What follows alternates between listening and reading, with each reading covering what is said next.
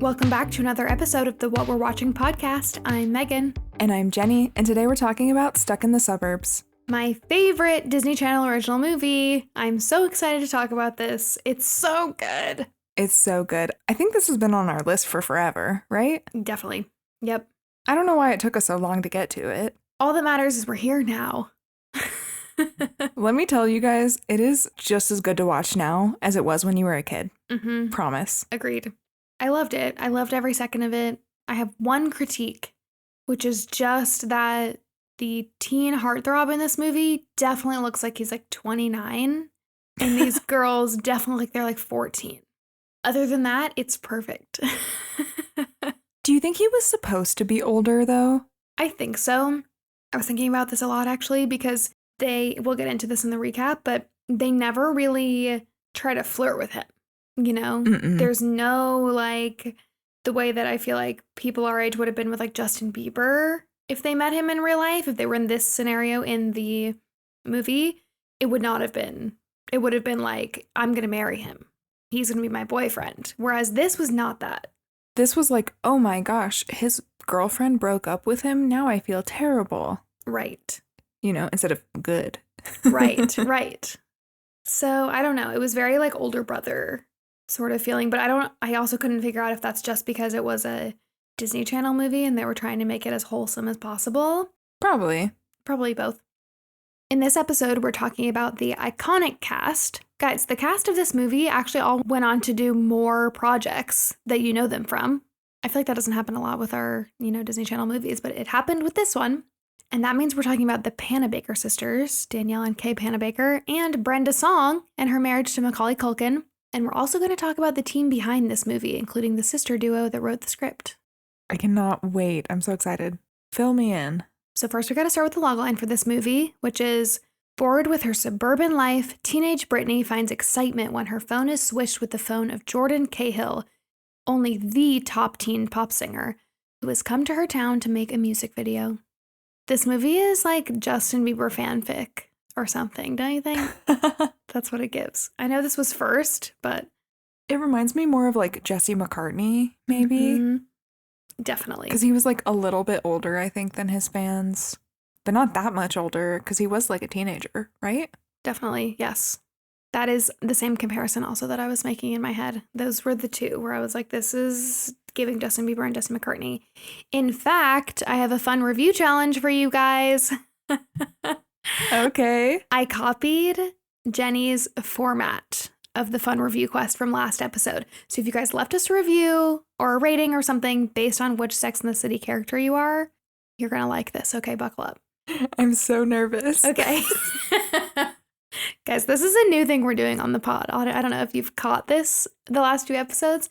We're trying to surprise each other with unhinged review requests to like spice up the episode as a surprise to the other person because it makes it fun for us to talk about.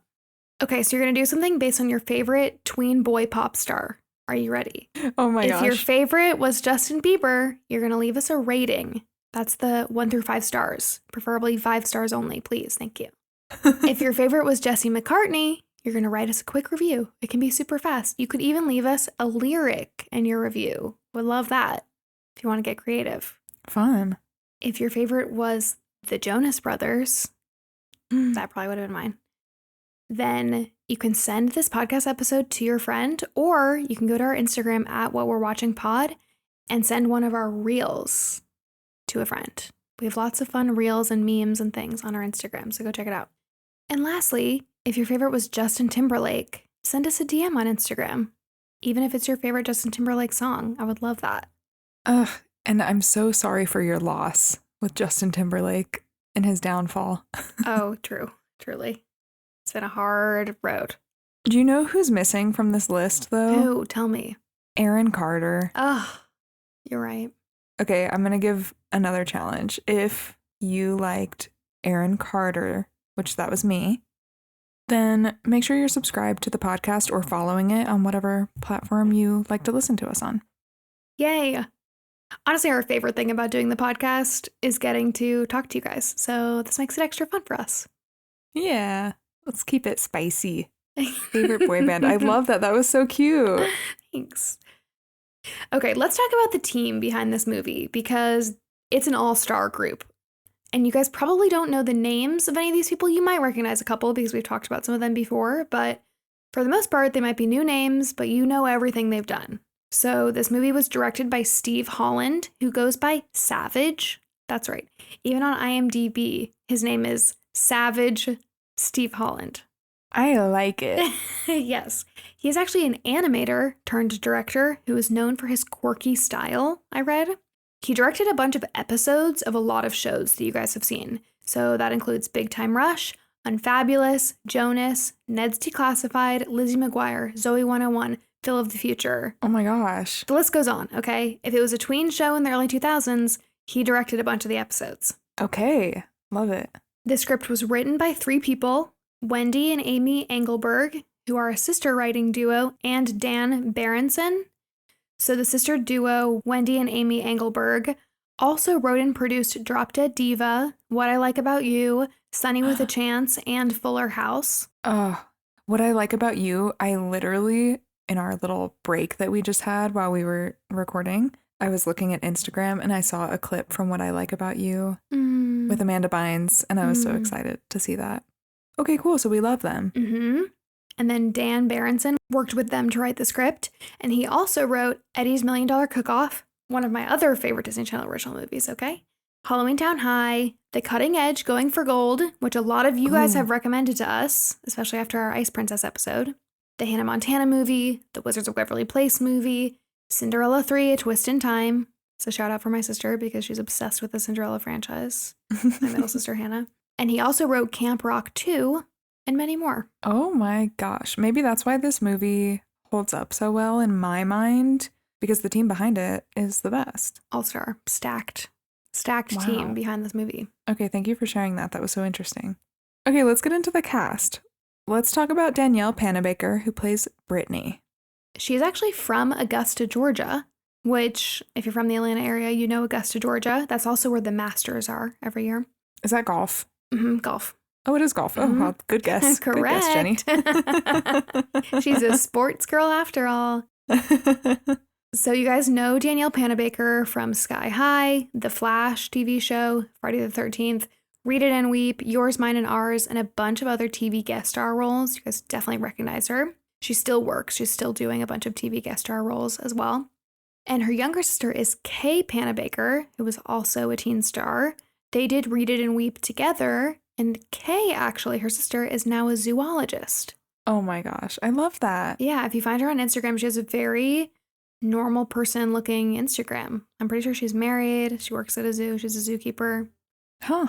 That's crazy. I love that. Mm-hmm. Also, can I just say how much I love the movie Sky High? Oh, I know. One of my faves. Such a good one. Mm-hmm. I remember loving Read It and Weep, too.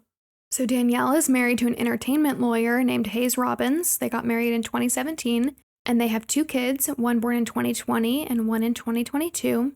And she's actually very active on social media and has 4 million followers, which felt like a lot.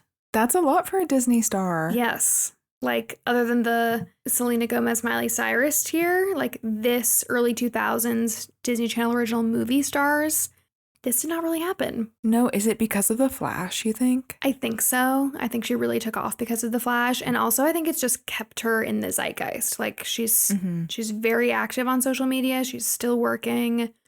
She's just sort of cemented herself as a public figure in comparison to her sister, who did the thing that we also see a lot of Disney Channel stars do, where they do some projects when they're younger and then they totally recede out of the spotlight. So it was interesting to like look at both of them today. Something interesting that I read about them is that both Danielle and Kay Panabaker are known for finishing and graduating high school early. Like, they're known for speaking about how much they care about their education. And Danielle actually graduated high school at age 14 because she was doing year-round independent school since she was already acting at the time. And she got an associate's degree at age 18 and a bachelor's degree from UCLA at 19. Can you imagine? No, while she was working. That's amazing. I know. Very cool. A genius. And what's her degree in? Do you know what she studied? She studied English. Okay. Wait, I love that. I know. All right, next let's talk about Brenda Song, who plays Natasha. Can I just say, I forgot how much I love Brenda Song. I love her. Me too. She's so good in this. She's so cute. And I'm also watching Running Point right now. I don't know if you're watching that on Netflix. It's the new show written by Mindy Kaling and I believe Ike Baron, whatever his last name is. I'm pretty sure they wrote it together. It stars Kate Hudson, and it's about Jeannie Buss's real life. And she is the woman who took over the Lakers, the LA Lakers, the basketball team.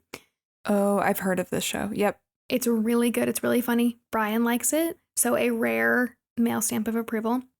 Anyway, she is a big character in the show, and I just became re-obsessed with her. And then to see her in this movie too, I'm like, oh, she is great. She has always been so great. She really is.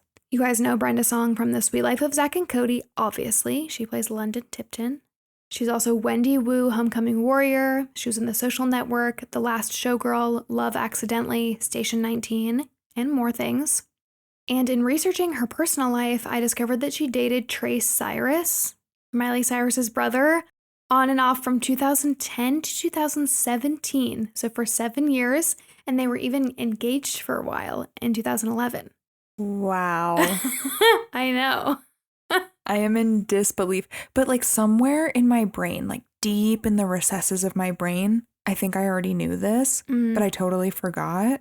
But you know when something feels a little deja vu, you're like, wait, actually, like maybe I did know that. Like you definitely read this in Tiger Beat in 2012 or something. Yeah, when he was in Metro Station. I don't know if Metro Station still exists, the band.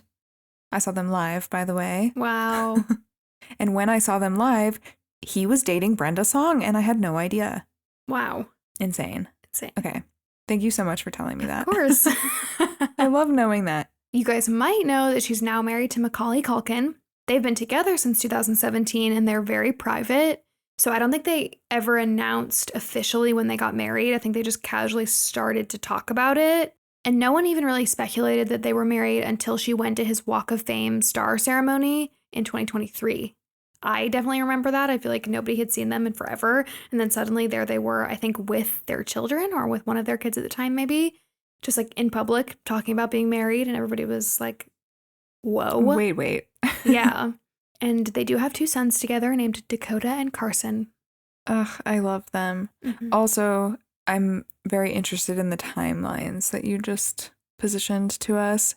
You shared that she dated Trace Cyrus until 2017 and started dating Macaulay Culkin in 2017. Yep. And at first glance, Trace Cyrus and Macaulay Culkin are 2 very different types. Okay, like Trace is like, especially at the time, he was very emo, but I actually think they are very similar. Why do you say that? In like the way they look. They're both very pale and kind of, maybe at the time, lanky. Yeah, I could see that. I could definitely see that. They have the like recessed features in their face. Something is similar, yeah. I actually think Am I crazy? It might be their eyes. Let me look them up.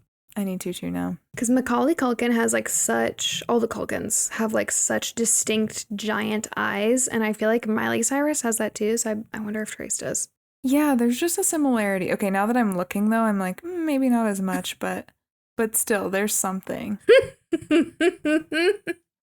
It's funny because you Google Trace Cyrus and I remember his like black, very like scene haircut, you know? And that's when she dated him. I'm seeing pictures of them together right now. But then when you guys just Google Macaulay Culkin, because the first picture that comes up is he's like in a tux at an award show with like glasses on. And he just is like clean shaven and so cute. Oh. Yeah, okay. They are very different, but something about their faces to me is just similar. I don't know. They have blue eyes. Yeah. Their mouth is like unique. They have unique features, I think. Yeah, maybe that's it. They're very distinct looking, both of them. That's what it is. Yeah. Anyway, sorry. And then we have Taran Killam, who plays Jordan Cahill, the superstar, the pop star. This man has a roller coaster of a career. Just personal anecdote is I knew him from this only because this was my favorite movie, okay? Until I saw him on SNL. And I just remember being like, that's that guy from Disney Channel on SNL. I don't understand. And then it just sort of stayed like that in my head until now, until I researched him and was like, oh, he really has been all around. So we're going to talk about it.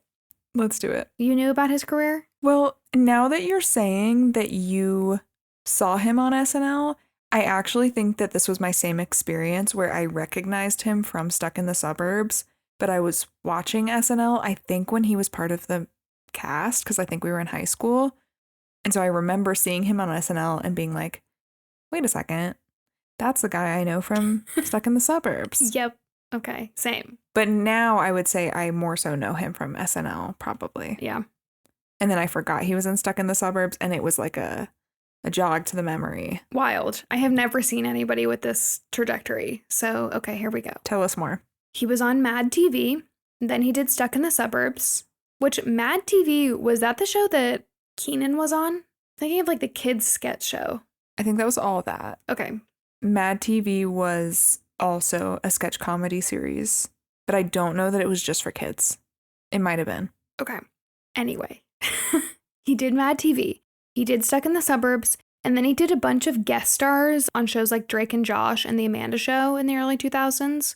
So he was very much in the teen show arena in the early 2000s. And then he kept doing other guest stars on less teen-focused shows, like more adult dramas. And then he became a cast member on SNL. And he was a cast member from 2010 to 2016. I had this realization. I remember where I was sitting because I was watching him do the Atlanta snowstorm skit, which if you guys lived in Atlanta during like the big snowpocalypse, you can Google Atlanta snowpocalypse. It will come up with photos of like the highway shut down. He did this hilarious skit on Weekend Update where he had this like Savannah Southern accent and talked about his like white Escalade. It's incredible. And that was the moment where I was like, that is the guy from Stuck in the Suburbs. What is he doing here? Wait, I love that. So anyway, aside from all of that, he has also had a Broadway career.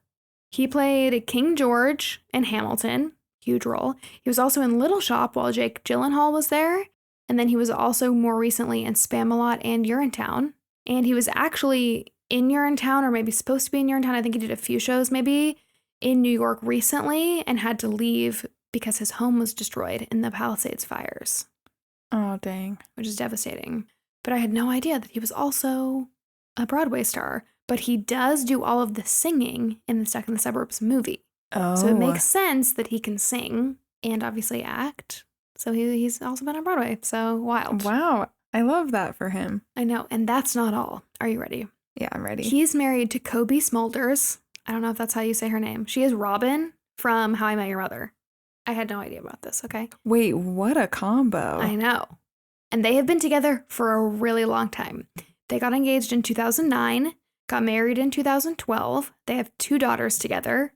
And I was reading about how they got together, and they met at a mutual friend's 30th birthday party when they were both 22. So they've been together since they were 22. Wait, I love that they were at a friend's 30th birthday party when they were 22. And like this 30-year-old happened to have 2 friends who would be attracted to each other who were both 22. I think I read one of them like had a quote about it that they were like, yeah, we bonded at the party because they were like, yeah, they're kind of old. They're turning 30. We're both 22. Oh, that's kind of cute. I know. Was that before How I Met Your Mother? Because that's all I know her from. So I'm curious. I think it would have been around the same time. Okay. How I Met Your Mother started in 2005. They got engaged in 2009, so it probably would have been a similar time. Okay. Kobe said this about them. She said, magic with Killam happened 14 years ago. We've been together since we were 22 years young. We were babies and we survived our 20s together. I don't know how that's possible, but we did. It's crazy. So cute. I know. Oh, I love that. I know. It's very sweet. And the pictures of them together are really cute too. Okay, I'm going to have to look those up after. Okay, should we get into the movie? Yes, let's do it. So during the opening credits for the movie, we see teen magazine covers come up with Jordan Cahill on them. And he is a teen pop star. Like we said, he was basically the Justin Bieber or the Jesse McCartney of this time. And he has highlights. You guys will remember the hair. He has like shoulder length dark hair with these bleach blonde highlights. Iconic. Oh, yeah. We'll talk more about those later, I'm sure, because I have thoughts. Then we see a typical suburban neighborhood and a van full of teen girls. it's a soccer team, is being driven around by one of their moms. They're like carpooling home from practice. And Brittany, played by Danielle Panabaker, gets out her brand new shoes to show the other girls. They're like these pink sandals with like a big flower on them. She says that her aunt got them for her in New York and they're one of a kind.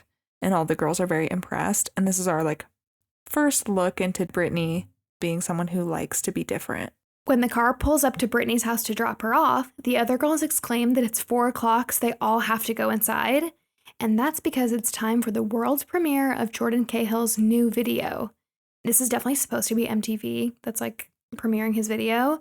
And all of the girls watch it and they do their choreographed dance to it. And we can tell they're just like #1 fans of this guy. And fun fact, Jordan Cahill's songs throughout the movie were credited to Jordan Cahill, not Taran Killam on the soundtrack. Which reminds me a lot of Daisy Jones and the Six. Like a lot of people thought that Daisy Jones and the Six were a real band because the soundtrack for the show did so well on Spotify, and it was credited to Daisy Jones and the Six as if it was a real band name. I thought that was interesting. So why do you think that is? Do you think that Taran didn't want to be associated with like pop star Disney music, and so he was like, let's just make it under my character's name? Maybe, yeah. Because I could see it going so differently for like a Zac Efron. That's who I was just thinking of. Yeah. And I don't think that would have been weird. But I could see, I guess, like if you had ambitions to have your own music career, maybe, or maybe at this time even he was thinking about Broadway already. Maybe he wouldn't want his name to be associated with like with however these like singles performed on their own, I guess. I don't know. Yeah, I could see that. Interesting though. That night, Brittany's mom, played by Kirsten Nelson, goes around to each of her 3 kids' rooms to make sure everyone's homework is done. Cooper, Brittany's little brother, played by Patrick Stogner, is playing video games. Jessie, Brittany's older sister, played by Corey English, is a brainiac, and she finished her homework hours ago.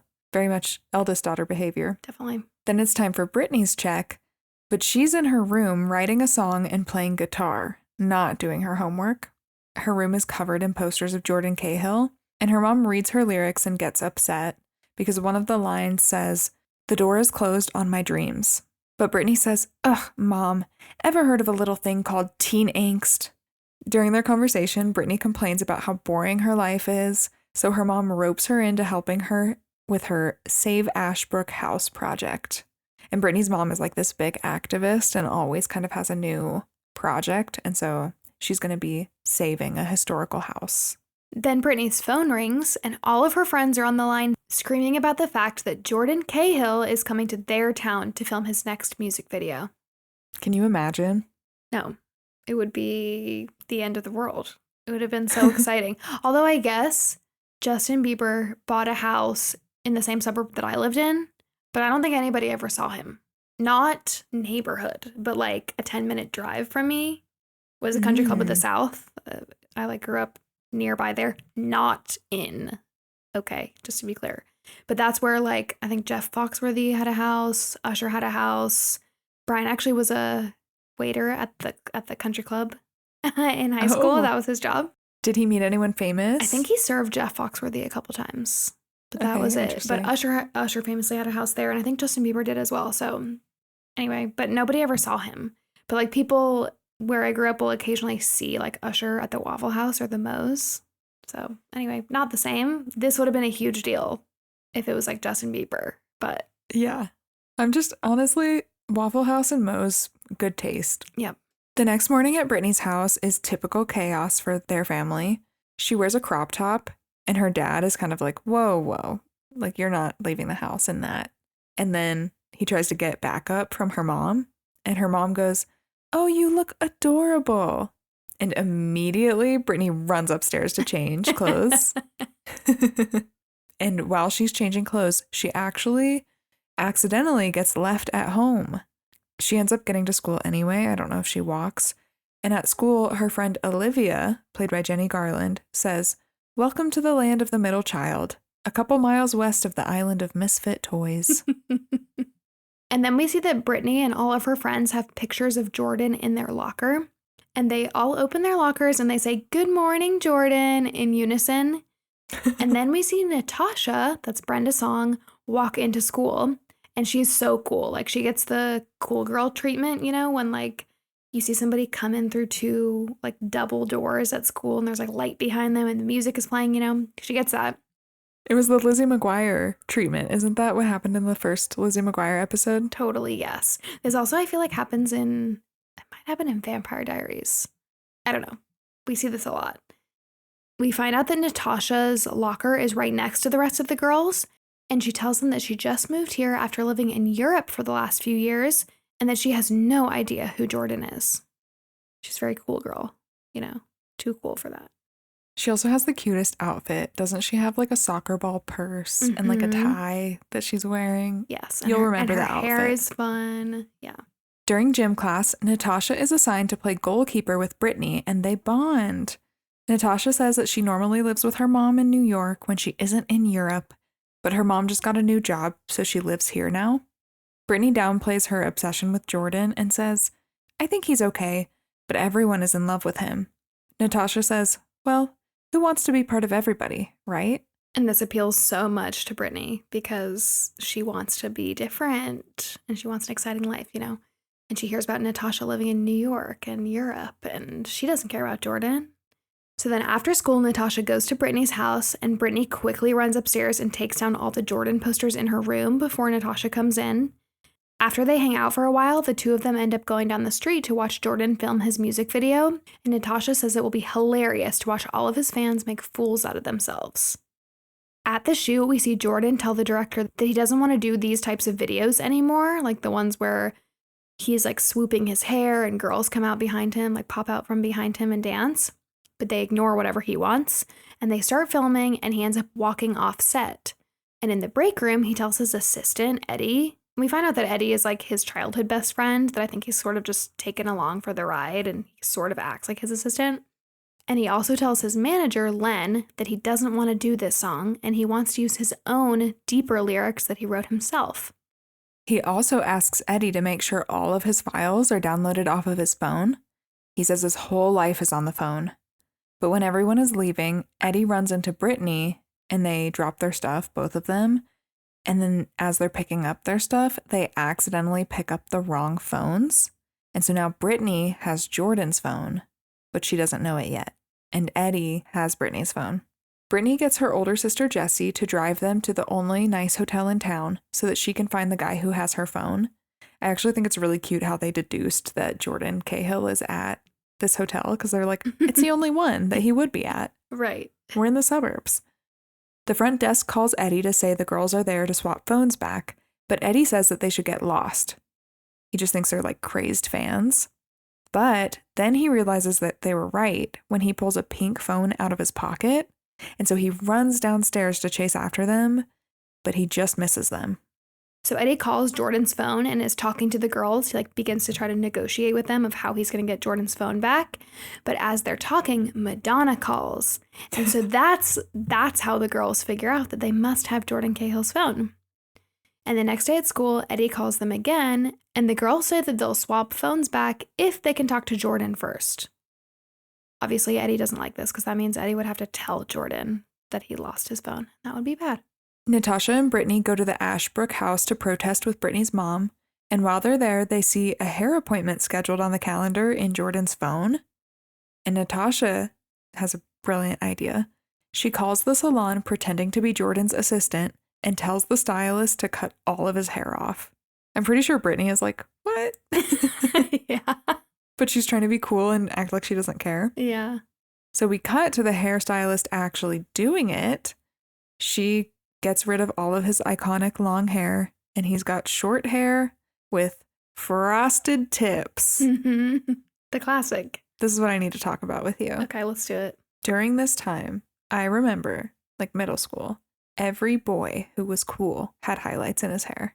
Really? Yes, and we grew up in the same place, and I feel like we've had this conversation before, but that's not what you experienced, right? No. All the boys had like the swoopy hair. Yeah. You know, where it would like fall into their eyes and they would have to like, you know, shake it all Always. the time.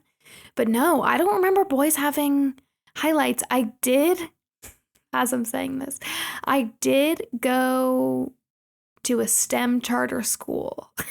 Okay. So the self-selected group might have selected out of the highlight boys. Okay. Well, we had some swoopy hair highlights. Wow. Like they did the highlights with the swoop. So Incredible.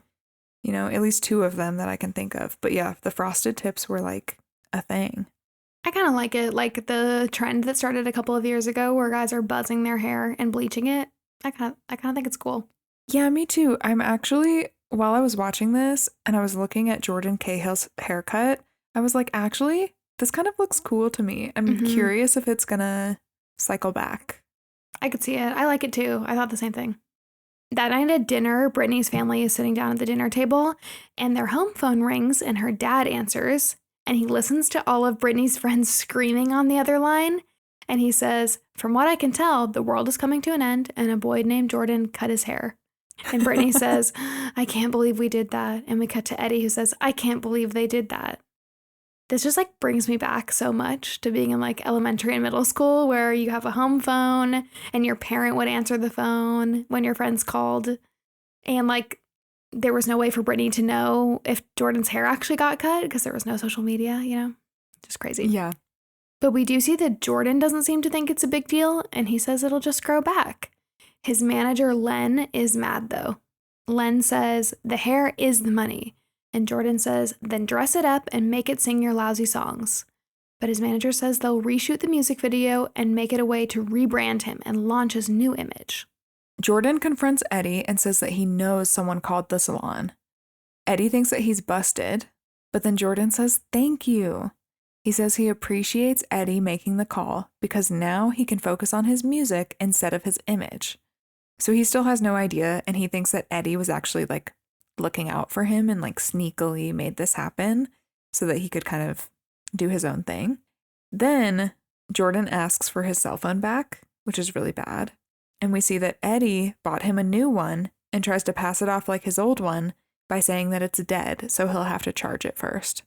Then we see Brittany recruit her little brother Cooper to help her break into Jordan's password-protected area of his phone.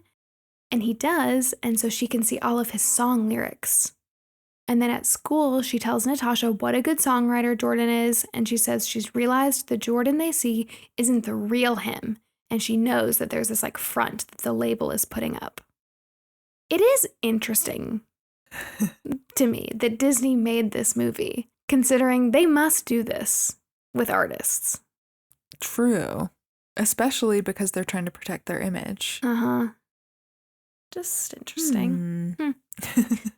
The girls go shopping and they decide to take more control over Jordan's life because they have the power of his cell phone. And really what they're doing is they're trying to help him be more himself in the public.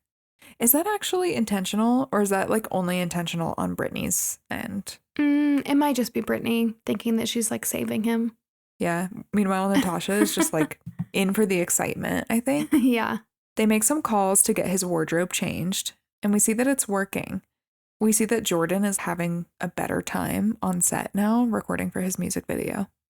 And just like Jordan, Brittany is also inspired again. She's not like her mopey, angsty self that we saw at the beginning of the movie. And we see her hanging out with Natasha more. She's wearing really fun outfits. She's doing her hair in new ways, like all these crazy fun updos, just like Natasha does. They try to reshoot Jordan's music video, but he says that it's still not working for him. It's still not feeling how he wants it to feel. His manager, Len, gets mad at Eddie for letting things get so off the rails. He tells Eddie to convince Jordan to keep shooting the video. At Brittany's house, she takes a break from her songwriting session and overhears her mom and dad talking, and her mom is so upset about the idea of the Ashbrook house being torn down. She also overhears them talking about the big rally that's supposed to help save the house, but I think her mom makes a comment that only like 6 people are signed up to go or something, so she's just really discouraged. And so Brittany gets an idea, and we see her open Jordan's calendar for that Saturday, the same day as the Ashbrook House rally. Genius. Eddie answers Brittany's phone, thinking that it's Brittany, but it's her friend Olivia. So Olivia is calling Brittany to like say something to her, and Eddie answers it. We cut to school where Brittany's old best friends come up to her fangirling and asking if she knows Jordan. So this is Olivia and the gang. Brittany says that she does know Jordan, and Natasha tries to join in the conversation, but Brittany is taking credit for everything that they've been doing. Natasha doesn't appreciate this, obviously. Then Brittany calls Eddie and tells him that she'll give the phone back if Jordan sings at the Save Ashbrook House rally. And when he says no, she threatens to erase everything on his phone, including his song lyrics. So Eddie agrees, because he has no choice. And then Jordan's girlfriend, Penelope, calls his phone and Brittany answers it.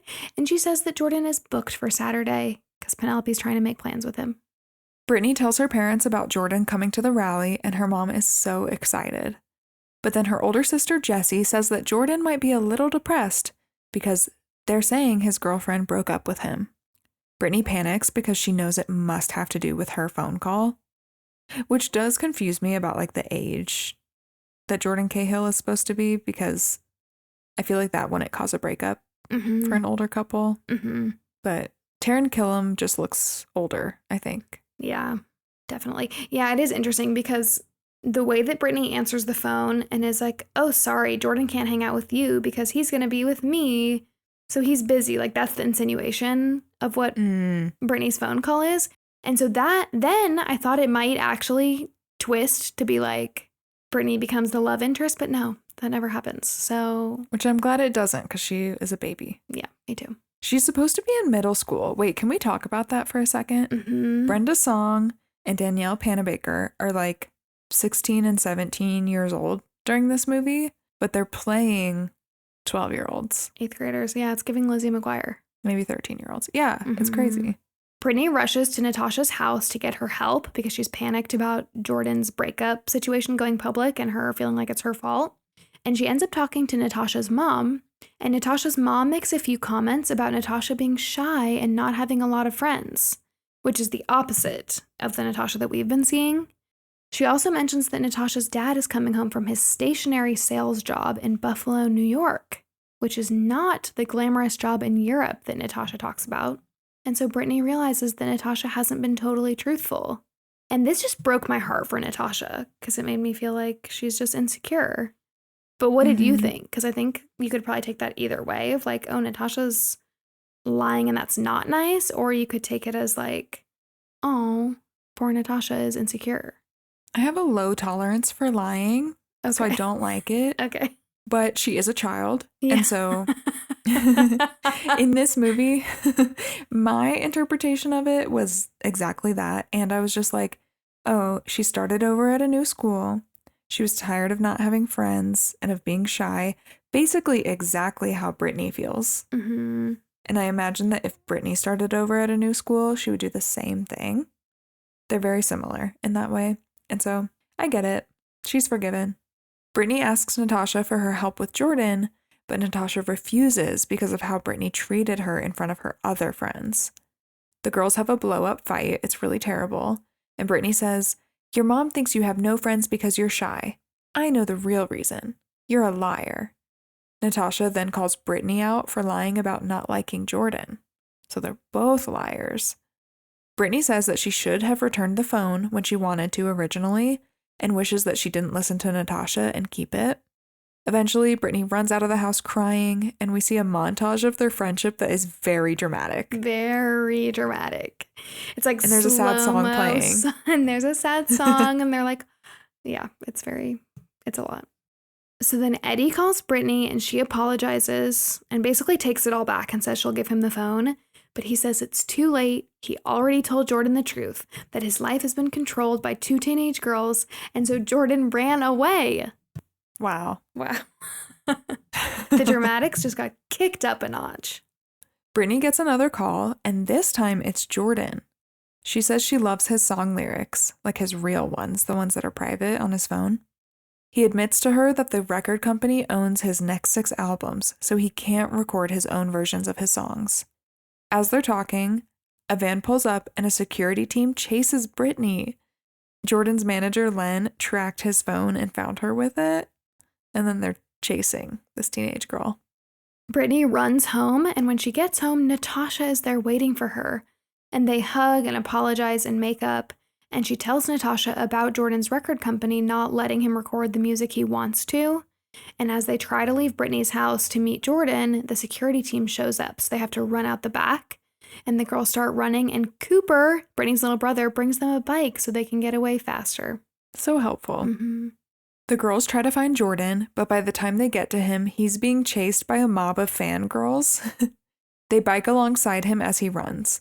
They end up hiding together in this tunnel thing and swap phones back.